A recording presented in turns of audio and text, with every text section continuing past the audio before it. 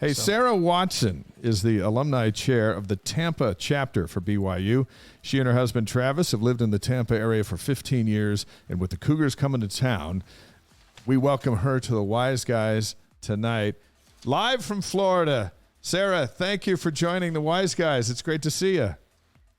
Thank you. It's great to be here. You're the very first Alumni Chair to join the show, but you will not be the last. But we wanted to start with the best, and so that's why we called you. How pumped is the area for this weekend's game? We are so excited. Everyone is so excited. We have people coming from all over the country to come to this game. And so, hey, if you don't live in the Tampa, so you're not part of the Tampa chapter, right? Does it matter? If you're a Cougar fan and alum from anywhere in the country, they can join up with you this weekend, right? Absolutely. We have people coming from Utah, California, Georgia, South Carolina, Nevada. I mean, it's crazy how many people are flying in for this game. We're so excited to have them. Now, your daughter is here at BYU, and the Cougars are there basically at your house. The world gets smaller and smaller, doesn't it? It sure does. She's pretty sad she can't be here. I just last week took her out there. She's like, what is happening?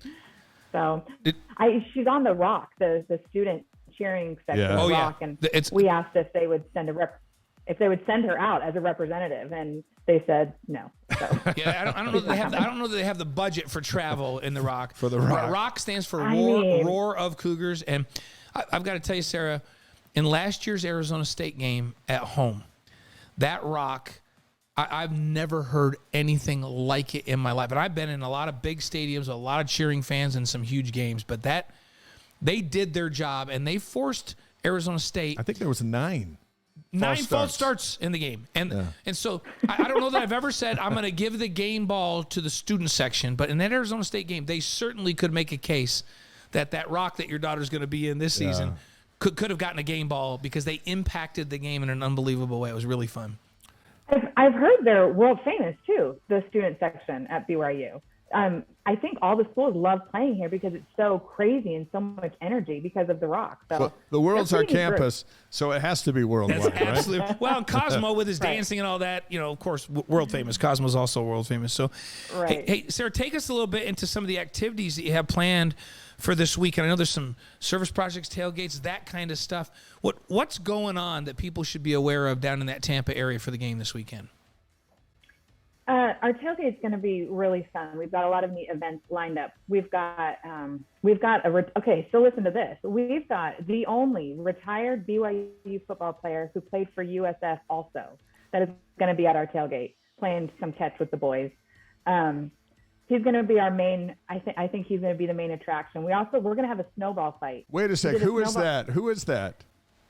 R.J. Anderson. R.J. Anderson. R.J. played at both places. We're sitting there staring at each other going, I'm looking at Dave like, who's played for both? You're right, R.J. Yeah. And how are you going to have a snowball fight in Tampa in August or in September? We're kind of amazing. Remember at the beginning you said you were starting with the best? Yeah. We're amazing. We've got Bahama Bucks. Bahama Bucks is going to come out and make 4,000 snowballs for us to have a fight with. So we're really, really excited about that too. We've got, just the typical face painting. We've got a DJ out there. We've got 4 different food trucks. We will have Bahama Bucks passing out dessert also.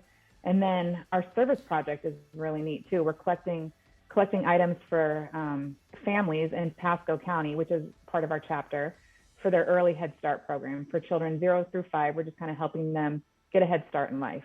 So we will be collecting for that. That's great. Now, I know you sold out the tailgate party for 1,000 people. Probably could have put 500 more in there. What size of a crowd do you think of BYU fans will be at the game? And we've sold about 1,000 football tickets just from the alumni. And of course, that doesn't include what BYU has sold and then just what StubHub and all the other places. We've sold out 3 sections so far. We're going to have a big gathering there. It's going to be a big turnout for BYU fans. Is this going to be like BYU goes on the road and they have a reputation for like taking over the opponent's stadium, which the opponents, they don't like that much. Is this what this is going to be? Is it going to be a BYU takeover at the stadium there in Tampa? I think it might be. Well, and also I think we're expecting some rain. Yeah. So, all the local people, they probably won't show up, but our fans coming from across the country, they're not going to miss it for a little rain. So we're going to represent big time, I think. Now, in Florida, it seems like there should be an alligator at every tailgate party. Will there be a gator there on Saturday? I'm really angry about this. The city of Tampa has shut us down for the What? Gators. You know, they were there last time. I've got pictures of Cosmo holding the gator, the cheerleader, everyone was holding the gators. And the city of Tampa said, we didn't actually know that was happening. You can't do it again. So we tried real hard. But, so maybe a wild one will just come up. So it flew. So what you're telling me is the last time they were down there, that flew under the radar. You guys brought alligators to the tailgate. Got under the. You didn't ask for permission, and now this time who? We did ask for permission. And they said we okay. Did. Yeah, of course they did. said Of course okay. they asked for They permission. said okay. Okay, because I was going to get on. I was going to get on whoever asked for permission this time. If you let it fly. Listen. But it sounds like Tampa just changed their policy. That's weak. Sarah Watson is the alumni chair of the Tampa area, getting ready for the game. Here's the most important question of the interview. So you're a runner, because we've talked before. On your morning runs, what is the chance that you will come across a live gator? 100% every morning. Like you see them every single morning? 100%. At least one. And how big are they, these that watch you go by? You know, a lot of times they're small, they're babies. There was a 12-foot one the other day, and I'm going to tell you, I actually did call animal control because he wasn't scared of me. He wasn't moving, and I got a little nervous. But normally they're probably between 4 and 5 feet. I knew there were gators everywhere. That freaked me out. You got a little nervous that a 12-foot alligator wouldn't move. And I'd get more than a little bit nervous on that one. So the toughness is why you're the chair of the alumni. And I love that the 4 or 5 footers don't even bother her on her run anymore. That's craziness. So, hey, there's this incredible bonding power between this football team and the alumni. How would you describe that about this football team and its ability to bring people from the alumni together from all over the world? I think it's a great thing. At the end of the game, they come and sing to us, the fans that have showed up. And we just love that. We love our football players. We love supporting them, and they show us a great time for sure. All right, where can folks go to get more information from the Tampa area alumni? You know what? We're having a lot of trouble reaching people. If they could just join our Facebook page, that would be great. It's just the BYU Friends and Family Tampa Alumni. BYU Friends and Family Tampa Alumni. So they get into Facebook. Like they get into Facebook and just look for BYU Friends and Family Tampa Alumni, and then Alumni. all of the information is going to be there for them. So join the Facebook page, and do it whether you're live down in the Tampa area or if you're just traveling to the game this weekend. Join up with them. Sarah says everybody's welcome to participate in all the stuff they got going on. Hey, and are there still plenty of tickets to buy stadium wide? I mean, it's a huge stadium. I'm not sure about the stadium. I would assume there is. We sold out weeks ago, but I'm sure there's still some left somewhere. All right, give us a score before we let you go. Yeah, what's your prediction the for the score of this game? I'm going to say 36-21. 36. How do you get 36? 30. You could get 36. I know you can, but I'm curious. How are you envisioning 36?